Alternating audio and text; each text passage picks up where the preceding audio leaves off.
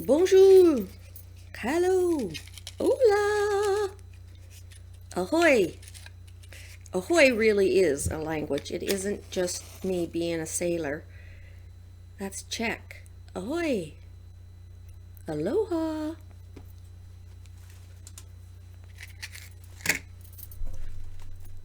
Ooh, hi everybody.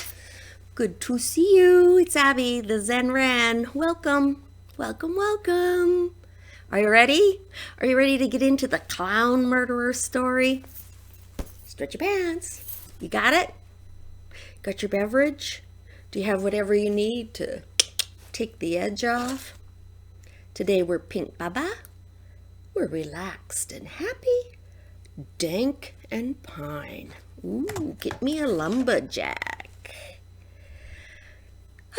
Focus, please. Everybody focus. Luke is driving me crazy. He's been a bad boy. Can you hear him out there barking his fool head off? And this is the fourth time between mess ups and dogs barking and hair debacles. This video is going to get made one way or another, and I don't care what happens. You have to watch it to the very end, because this is a woman on the edge. Ow. Everybody's like, oh, you're so happy. No, not today. I am frustrated. So help me calm myself and get in my Zen Ren mood. Please. Oh well, it's all learning, and that was the whole idea behind this, was to make sure I didn't turn into one of those crazy old stuck in a rut ladies. So here we go again. All right, hopefully those that needed to run and get some comfy clothes that aren't familiar with the pajama dress code here, and everybody's got their beverage. And we're ready to go. I have notes today. I just have to do a quick shout out to a young lady named Jojo, aka Josephine. Nice job, Josephine. Good for you. Take care. So today we're going to talk about a Florida murder. Of course, a Florida murder. A Florida murder involving a clown. Of course. And it's a death penalty case. It happened in 1990. Marlene Warren was murdered by a clown. I'm going to stop here and go out and tell Lucas to cut it out. All right. Luke and I have had a come to Jesus meeting outside, and he's agreed. He's just shook me off. And he's agreed to stop barking and come in the house while I do this. What a devil dog. I tell you that, goober. All right, so.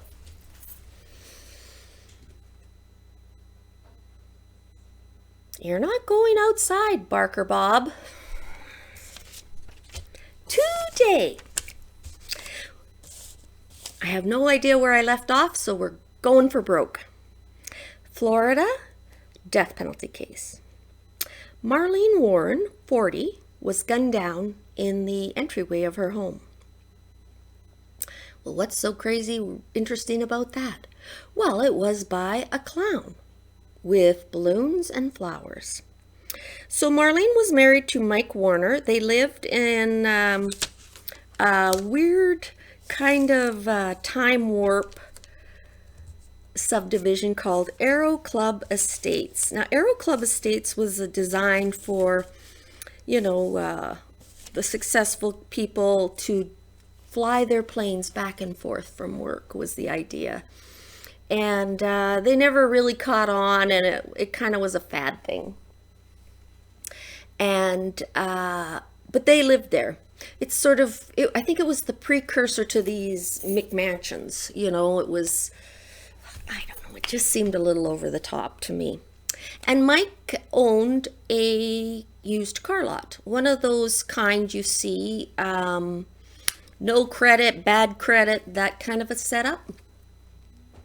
And in actual fact, we know now that these car places, they're not really selling the car. That's not where the money is for them, although they are overpriced for what they are. But it is the financing package. It's like the payday loans. It's a real nightmare. And they get these folks in and sell them sort of crappy cars and make them sign them up for these crazy financial nightmares that they're going to have to live with for 7 years. And usually the car peters out and they stop making the payments. So there's an element of not danger, but that sort of almost a physicality in this. You know, it's a hard scrabble thing. This wasn't like he was selling Porsches and people were writing checks and smiling as they drove away in their new car. These were folks who are down on their luck, trying to get ahead, and just, yeah, being screwed over by a shark. Mike had a lady who worked for him. Her name was Sheila, and she was, quote, his repo lady. She was young, and people described her as tough and fearless. She would go to any part of town, any time of the day or night, and either get a check or get the car back. And literally seemed impervious to the thought that she could, be getting herself into a dicey situation. She was fearless. Fearless people are interesting. I think that's almost sort of a sociopath idea, is that fear is like a warning light, danger, danger. And they don't see that because they just will always save themselves. Who gives a shit if there's danger? I'll get myself out, no problem. It's us that worry about other people that, go down with the Titanic, right? So there's this other character named Sheila, and that's who she is. Well, as the story goes, Mike thinks he's a mover and a shaker, and he's a philanderer, and it doesn't take long before him and Sheila are an item. So now we'll go to a Memorial Day weekend, which is a long weekend, or a bank holiday for those of you in that part of the world. And Michael's not home. As a matter of fact, as I understand it, Sheila is his alibi. And their son, Michael and Marlene's son, is home with some friends, and they're having either lunch or brunch, and Marlene is with them at the table. Now, this is a low ranch house and big glass foyer, and then the dining room as you would come in the foyer is over there. So they can see the clown come to the door with the balloons and the flowers. And Marlene, because she's probably a lovely lady, says, "Oh, isn't this nice? Yay!" Ooh, it gives me goosebumps. And she goes to the door and says, "Thank you." And the clown hands her the balloons. And as the basket is handed in, she pulls out the revolver out of he, we don't know who it is, and shoots Marlene multiple times in the face. And then just turns, walks back down the driveway, gets in the car, which happened to be a LeBaron convertible, and drives away.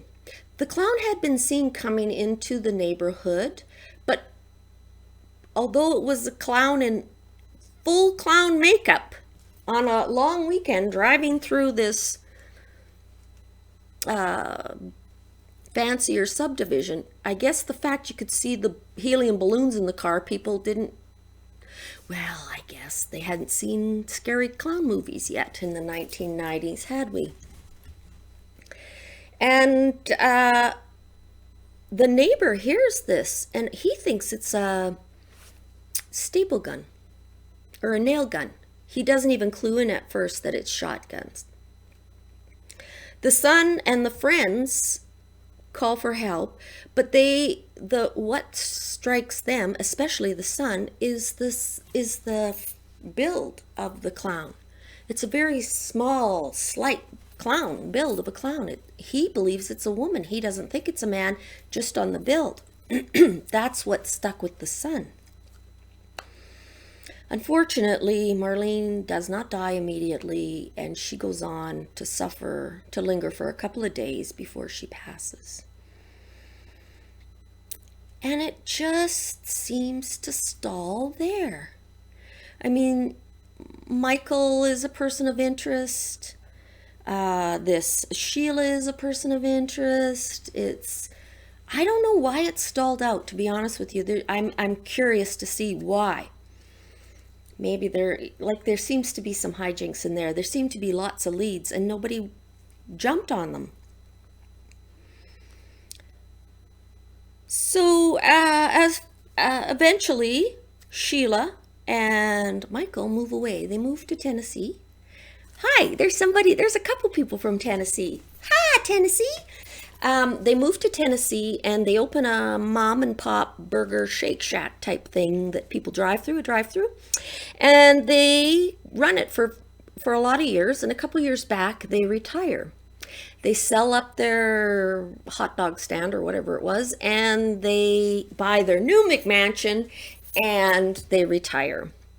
Interestingly enough, the people who worked for them said they had terrible tempers and were horrible bosses, and that they dressed up at Halloween, and they have pictures of Debbie / Sheila as a clown. Now Sheila, when she makes the move, changes her name. Not only does she get a new first name, Debbie, she gets a new last name, Warren. She marries Michael. So they're living happily ever after, and DNA comes along and gets a lot better, and a bunch of to me it's a bunch of little threads came together. One of the bigger threads, but it didn't pan out, was a mechanic that worked for Michael in this car dealership. He was sort of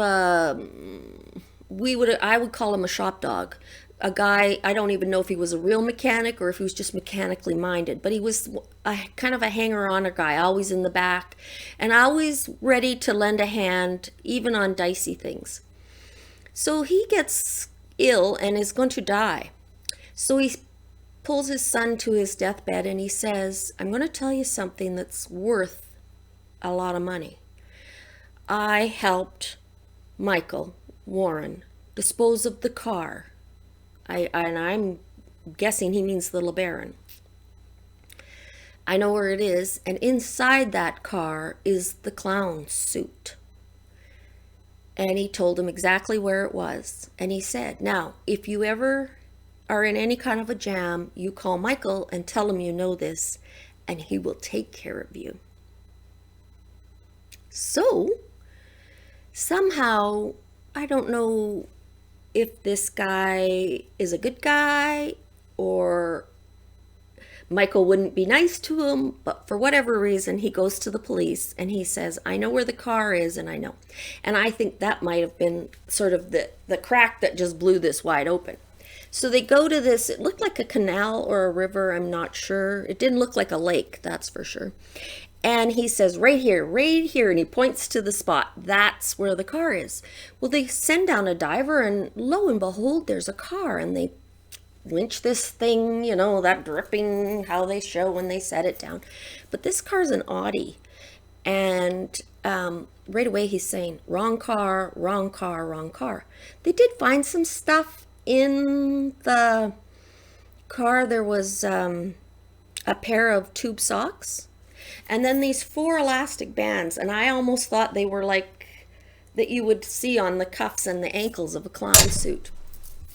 But this guy says this isn't the car. But regardless, it got them sending stuff out for more advanced DNA testing. And that gave them enough cause to arrest Debbie. Now, Debbie, while she's in jail, is writing letters. And these letters she sends to Michael are very high school infatuation. You know, I cannot wait to be back in your loving arms. You know, your gentle caress and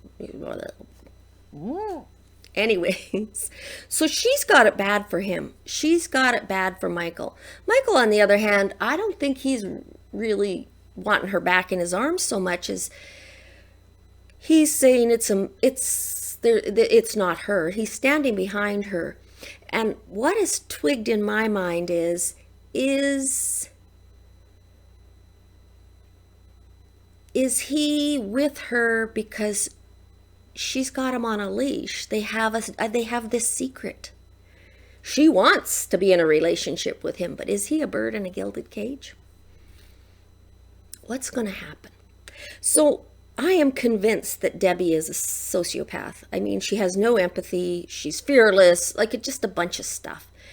Who sounds really stunted and juvenile. This, you know, it's immature to be fearless. Well, it's immature to dress up like a clown and go shoot your lover's, and allegedly go shoot your lover's wife with a balloon that says you're awesome or something on it. Like it was sort of like a double punch there. I'm not only going to kill you, I'm going to be a biatch about it. So I don't think I'm going to learn too much exciting about good old Deb, but I want to know about Mike. I want to know if Michael, I just want to know about Michael. I want to know what's going to happen with Michael. Is he as deep as she is? Yeah, what? How is he going to come out of this? Enough talking. You got the gist of this. Hopefully you kind of watched the primer there with the old Vinster and got the lowdown showdown. I hate doing the fact stuff because I get too excited and I talk too fast and my mind can't keep up. So, ready? Let's take another breath. Let's talk about Michael. Come on down. I'm using these crazy tattooy cards because they remind me of those people. And one day we're going to talk about this because I'm going to find that kid that made this.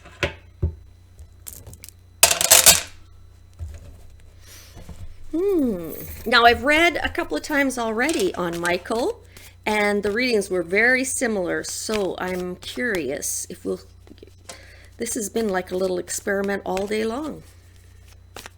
I'm wondering if I missed something and the spirits want me to find out a different answer. I say that playfully. I'm a skeptic, but boy, there's some interesting stuff. And that's what gives me the little charge. It's just fun. It's just fun. All right. Ooh, I can see there's reversals already in here. Just a big mixer-upper. There we go. Still no big card. Usually a card will pop up. There we go. Well, I don't think we need a reading. On the bottom is the Lover, somebody who's obsessed with somebody. Okay. Then we have the Queen of Wands, which is basically the wife card. Look at her. Oh, she's no shrinking violet, is she? No. She walks softly, but she got a big stick. And look what came up with her in the mail slot. The Knight of Wands. Look at him. He's embattled. He's got his full armor on. Oh, is your young hot lover / new wife, has she got you on the ropes, Michael? Poor Michael. All right. Yep. Looks like we're talking about Michael. We're certainly talking about a couple. A strong woman who's she's got a degree of control over this. He has a degree of control. He has armor. But looks like she's on the offensive. He looks like he's on the defensive. That'll be interesting. Again, my kooky little layout. because I don't have to follow the rules. Oh yeah. And then after I shuffled again, the Queen of Cups, some of the sort of the cool with her little lid on it. She's one of those women that always will project this I got it all together nonsense. She's not ever gonna let anybody know how this works. Oh yeah. And what if a narcissist married a sociopath? Wow, I think that's the dynamic we got here. Oh, my psychobabble lingo that I get off of YouTube, because I don't know nothing about that other than what we watch on our true crime channels. And one more for fun. And who's on the bottom of this deck? Oh dear. Oh, this isn't looking good, Michael. Three of Swords. This is loss. Are you gonna lose, Michael? Oh no. All right, let's turn these up and you'll get a look at them the same time I will.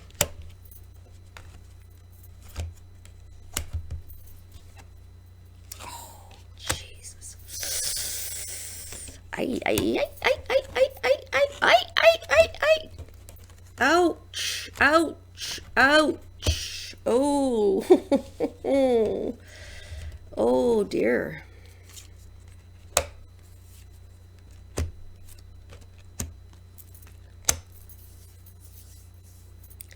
Isn't this interesting?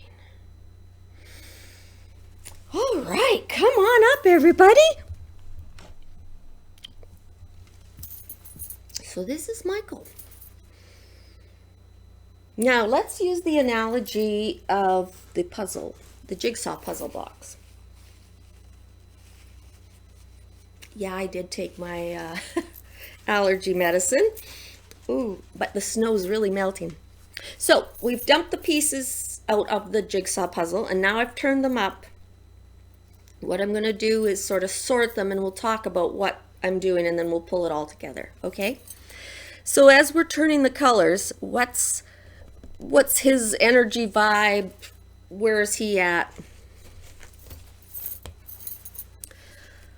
The Hermit and Temperance. Temperance is the ability to step back. It's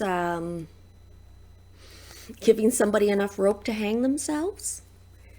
It's cool your jets, sort of stop that rush into trying to solve something. It also is keep your powder dry, you know, hold it close to your chest. Just slow it all down. And the Hermit. The Hermit is somebody who's alone, is isolated, probably in a dark area. A Hermit is a good card. I like the Hermit because it speaks lots of times of somebody who's put a lot of thought into life's lessons and has become knowledgeable, has become wise, not smart, wise. There's a difference.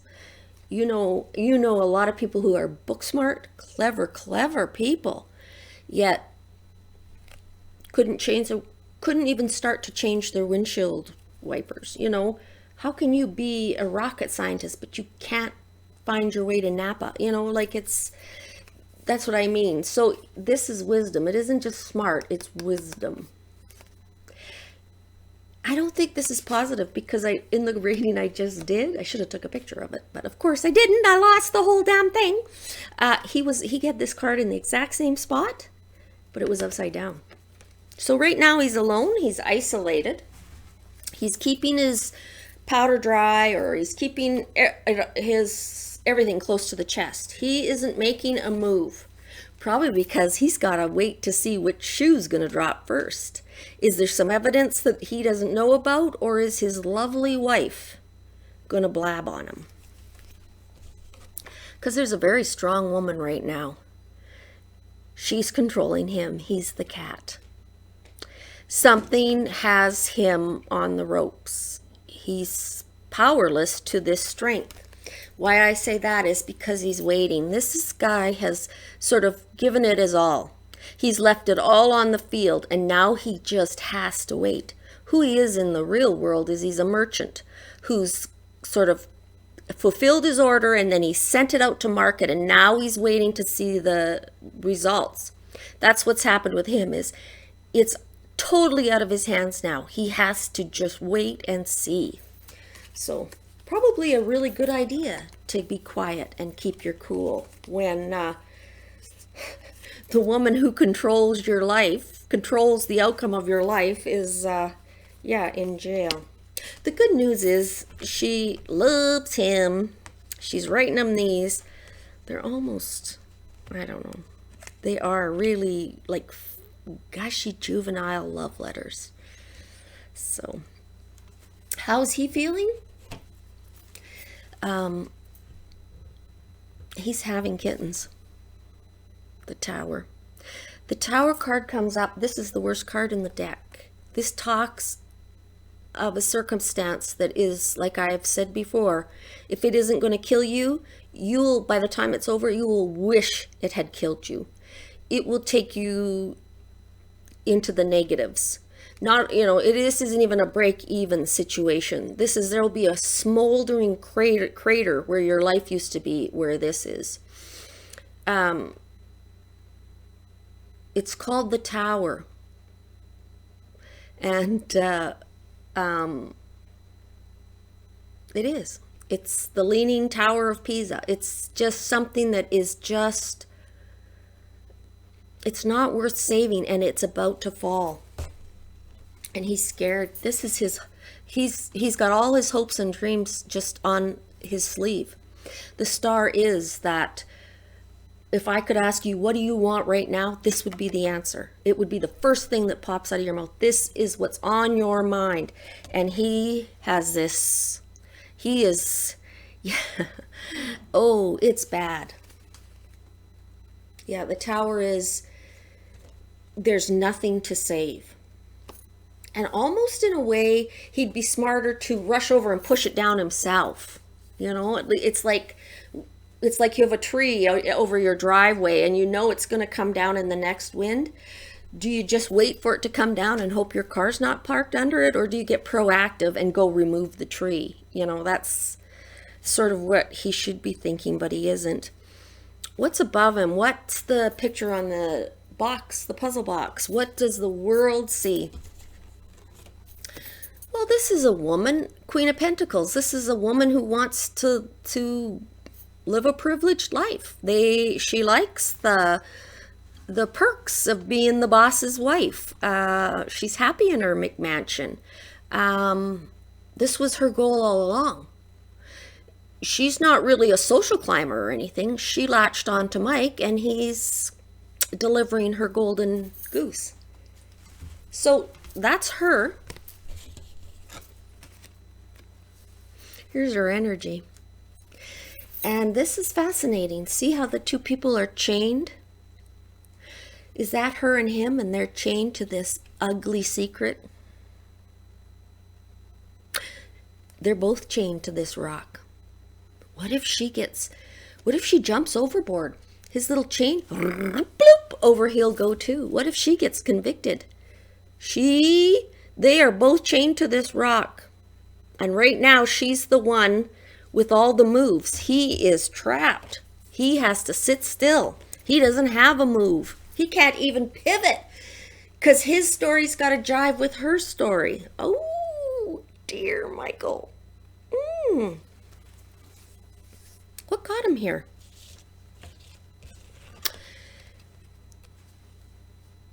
He's a schemer. He's a plotter. He's a schemer.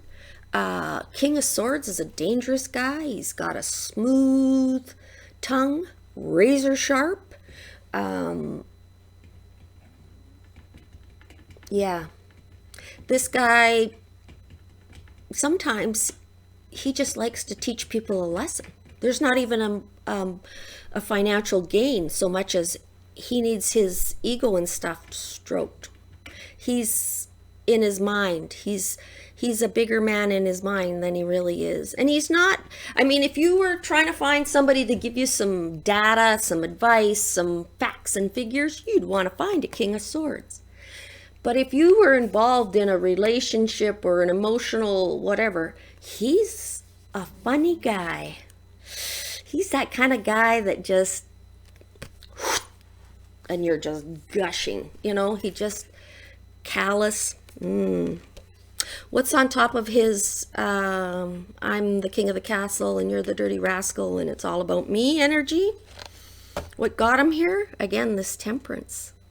This keeping everything quiet, keeping a lid on everything, pouring the water back and forth, soothing his bride's paranoia. It's okay. Nobody's ever going to figure it out. We got all the money. Yay. And she's, I love you. And he's like, yeah, I love you too. Be happy. Be happy. What should he be aware of and what might happen for him? Right now, there are a few people still buying his claim of innocence and his, this is a mistake, she didn't do it. But society, most of society doesn't buy this crap. The average person has a bullshit detector, right? This is a stinky setup. That's what I mean. It was stinky 30 years ago. I don't know how they got away with this for 30 years. Anyways, so this is society. The Hierophant talks about rules, laws, things that we do to live with each other in close quarters in a society. One of them is we don't shoot each other. We go to a lawyer and get a divorce. And that's the energy around it. Vigilance. Society is, ears have perked up. Look at this guy. He's on guard. This stinks. And I think Michael is going to be shocked at how he is branded or tarred with the same brush. There's the phrase I'm looking for. He's going to be tarred with the same brush as her, guilty by association. He thinks he has he's praying it's his hope he can keep himself at an arm's distance from this and sort of be a victim too. But, yeah, she's got him by the nose here. What is going to happen? Ten of Swords. Ten of Swords is the end. The Ten of Swords is 10 swords in the back. Who's going to stab somebody in the back? Well, the murder was a stab in the back. Marlene was stabbed in the back, technically. And it was the end of her. But I don't think that's it. I think the energy is fresh stabbing in the back.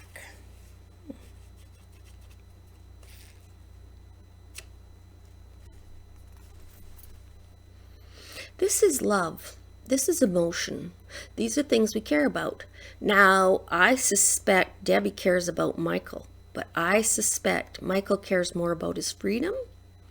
Like I have this really strong suspicion that if they didn't have this nasty ass secret, if they both weren't chained to this guy, I think Michael would have probably got a nice girlfriend and moved on, because that's the kind of guy he is. He's a player. Well, he thinks he's a player. So this is him.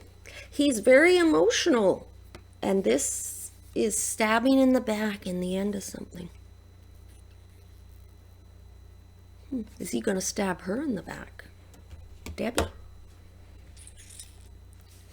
Look what's under it. Oh, this is crazy. So going forward, what does he need to know? Ace of Cups. Ace of Cups. Again, duplicates. Also, this cup overflows. Do you see? It's spilling over.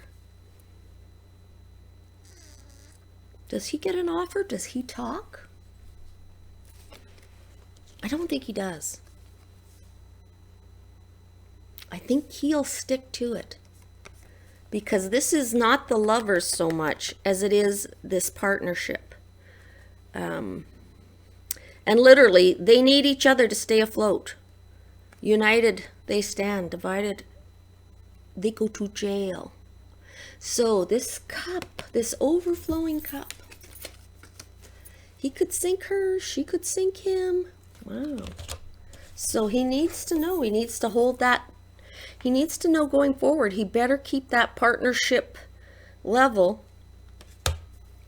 Maybe that's what it is. Maybe she's going to stab him in the back. Oh! Maybe she starts to sense.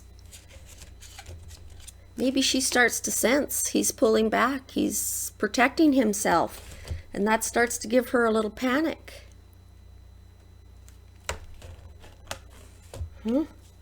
Maybe she says, don't you dare screw around with me, or I will plant these 12 swords in your back, or 10 swords in your back, and that'll be the end. So this is his option going forward. Oh, interesting. All right. But of course, the whole shebang is Marlene's going to die. There's Marlene in the middle. And there's Michael. And there's Debbie.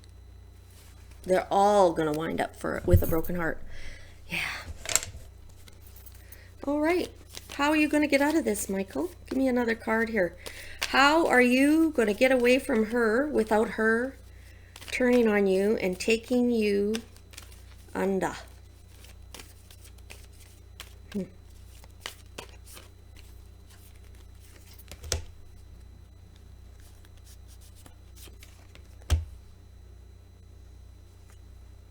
Well, just a minute, Lukey.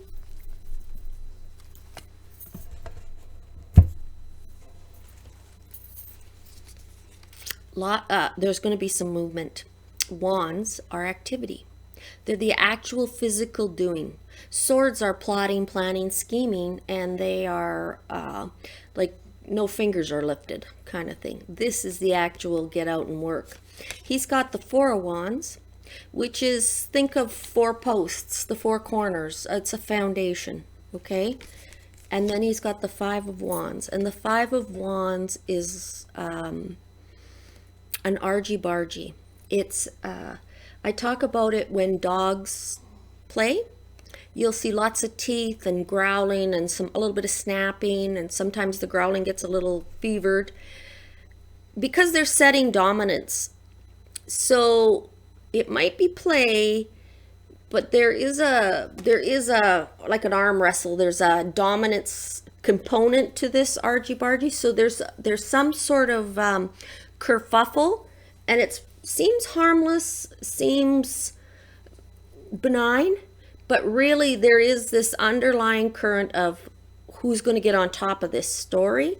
So his foundation right now is he needs to get some dominance. He's kind of got to get her back under his thumb, I was going to say, under his control, but he has to keep her reeled in. He needs to keep her on the line. And how is he doing this? It's the Knave of Cups. This is a messenger of love. So right now, that's his whole plan. He is going to keep her love light on, and she is, 4 coins again. It's all his foundation. So he's just going to keep her sweet, and hopefully she can beat this rap. And even if she doesn't beat the rap and she goes to jail, she won't take him under with her. She'll keep the secret because she loves him.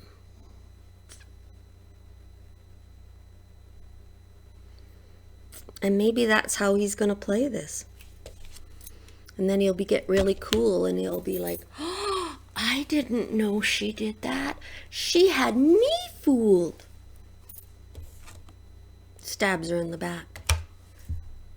All these years I lived with her and she was a murderer. I don't know, it's pretty risky because, you know, when you have, if you had two things tied and you throw them over a boat, you know both things on the rope are going. I don't know how she doesn't pull him under with her. So stay tuned. Mikey has to keep the little lady sweet or she's going to take him down. Oh, this is going to be exciting. Okay, everybody, happy self-isolation. Now I hope your weather is getting improved. Poor old Lukey, he's mad at me. He's at the door moaning because he wants to go outside and bark his fool head off. So I'm going to get another cup of coffee, and then I'm going to go outside with him, and I'll howl with him, and we'll get some exercise. You guys take good care, and maybe next up we'll read Psycho Debbie's cards and see, is she really in love with this guy, or have they just been tied to this dirty little secret and neither could get away? Woo, woo, woo, woo. Take good care. Keep yourself. Get some fresh air. Get some sunshine. It'll make a world of difference. Stay safe, everybody. Bye.